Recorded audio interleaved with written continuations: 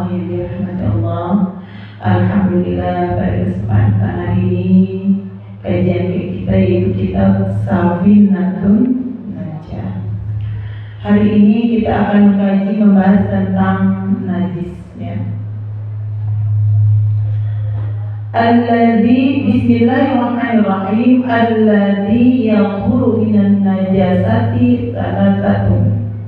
Bermula yang suci daripada segala najis itu tiga. Al-khamratu idza takhallat fi nafsiha. Pertama, arak apabila sudah jadi cuka dengan sendirinya. Ibu rahimahullah, sesuatu atau barang yang najis ya, berarti kan itu najis apabila diminum atau dimakan atau dipegang pun najis.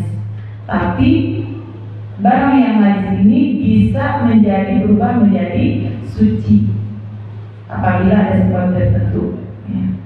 Ini yang bisa menjadi suci ini ada tiga. Najis dengan sendiri bisa menjadi suci ada tiga. Yang pertama, arak apabila sudah jadi cuka dengan sendirinya. Arak bisa jadi suci apabila sudah jadi cuka. Ibu tahu arak nggak? Tahu. Arak itu kan memabukkan ya.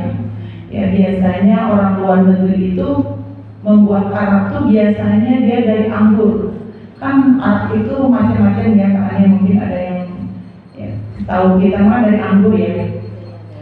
Contoh, arak itu terbuat dari anggur yang sudah diambil sarinya, airnya, ampasnya dibuang, lalu air perasan anggur tersebut difermentasi ya menjadi arak.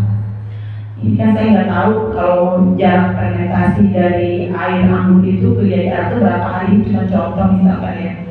Contoh misalkan air anggur itu, perasan air anggur itu difermentasi misalkan seminggu bisa menjadi arak. Contohnya seminggu gitu ya, saya nggak tahu. Yang tahu kan yang pembuatan ini cuma contoh doang.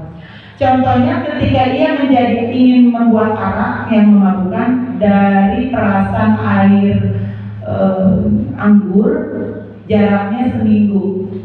Air perasan anggur tersebut disimpan, difermentasi. Setelah disimpan mencapai 1 minggu, maka perasan anggur tersebut, air anggur tersebut berubah menjadi arak. Dan apabila arak tersebut diminum bisa memabukkan, berarti hukumnya najis. Najis diminumnya haram, dipegangnya pun najis. Ketika kita sholat terus kita kecepetan arak tersebut, maka hukumnya najis, harus dibersihkan.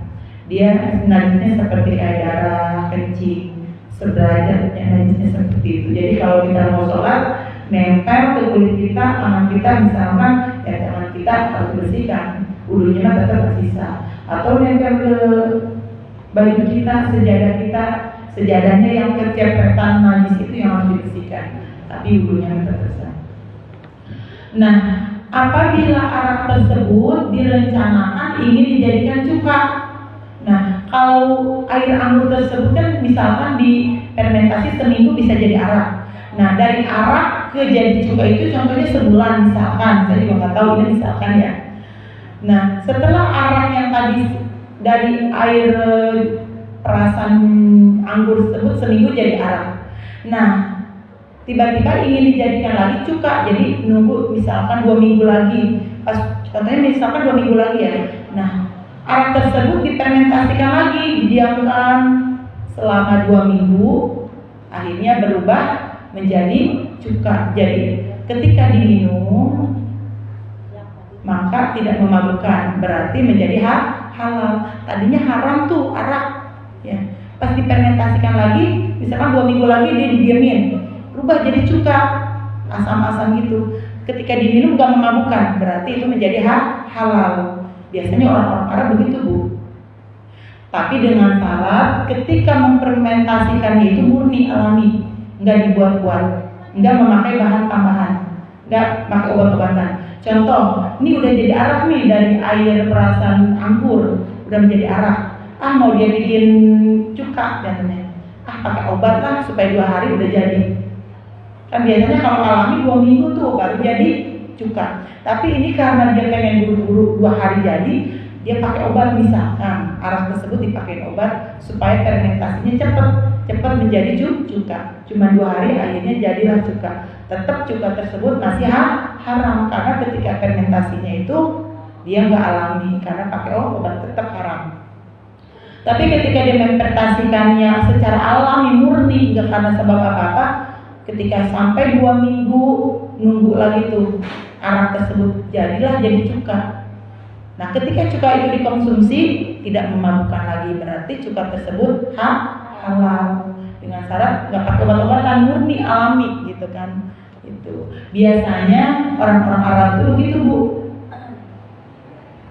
Itu jadi kalau orang Arab itu cuka itu emang jadi udah konsumsi mereka kan kebanyakannya makanan itu daging-daging ya kan, daging apa tuh yang kayak kebuli kan dari daging ya kan, daging onta, daging domba, kambing, mereka kan makannya seneng yang daging-daging itu. Jadi kadang dia memakai cuka, dan cuka itu buat apa?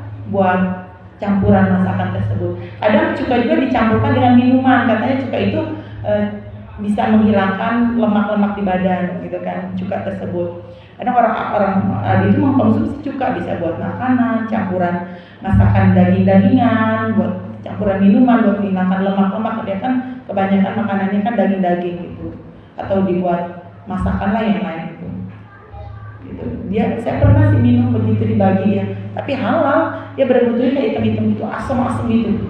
Pernah Ibu minum? Pernah saya, tapi ya emang halal. Tadinya arak, jadi bentuknya dia asam gitu. Jadi dia berbentuk minuman. Sebenarnya bukan cuka ya, emang berbentuk minuman dicampur dengan cuka itu. Cuka yang tadinya arak hitam warnanya, kalau yang nggak suka asam, tapi diminum halal. Itu ya Bu ya. Jadi arak yang bisa difermentasikan secara alami murni dan berubah menjadi cuka itu halal, boleh diminum, boleh dipakai campuran makanan, masakan boleh. Dengan syarat itu alami, tapi kalau dibuat campur obat itu supaya cepat di 2 hari, jadi nggak boleh. Tetap cukanya itu haram. Itu ya, itu satu. Pertama itu yang tadinya haram bisa menjadi halal. Ada 3. Lalu yang kedua adalah apa itu? Yang kedua, wajibul maitati idza ruwigo, dan kedua kulit bangkai apabila disamak. Kulit bangkai apabila disamak itu bisa halal. Contohnya apa Bu? Contohnya kita punya piaraan kambing ke, kerbau ke, sapi. Ya. Kambing aja dulu ya yang kecil. Contohnya misalkan apa aja deh. Ibu punya piaraan kambing, tiba-tiba pas pagi-pagi Ibu lihat Ibu kambing Ibu mati. Nggak tahu deh mati apa karena keracunan, mati apa karena ada yang iseng bunuh, pokoknya mati aja. Berarti kambing tersebut mati itu kan dagingnya itu kan haram, nggak dimakan, haram ya, lama-lama jadi bangkai. Nah, karena yang punya kambing tersebut orang paham, tahu fikih, akhirnya kambing tersebut dia potong, dia ambil kulitnya, ya dimanfaatin. Ya dagingnya mah tetap haram, nggak boleh kan mati begitu aja. Nah, kulitnya itu dia diambil, kulit itu dia bersihkan, lalu dia jemur sampai kulitnya mengering, bener-bener kering, bisa tipis dan berbentuk samak, dan kulitnya dikeringin. Dia bikin samak kan kulit kambing atau kulit kerbau kalau dikeringin dia bisa tipis nggak? Bisa tipis ya. Terus mungkin bulu-bulu jadi kering. Itu apabila sudah disamak kering bisa menjadi suci. Asalnya kulit kambing itu, domba itu najis nggak? Najis. Nggak boleh pakai sholat kalau masih basah oleh najis. Tapi apabila udah disamak, kalau udah dijemur sinar matahari, dia kering sampai zat basahnya hilang. Kalau udah kering kan udah nggak basah-basah, kering kayak apa sih, kayak apa tuh? Kayak kulit, bener kulit, nggak ada bahan basah-basah gitu. Itu bisa jadi suci, bahkan bisa dipakai alas buat sholat. awalnya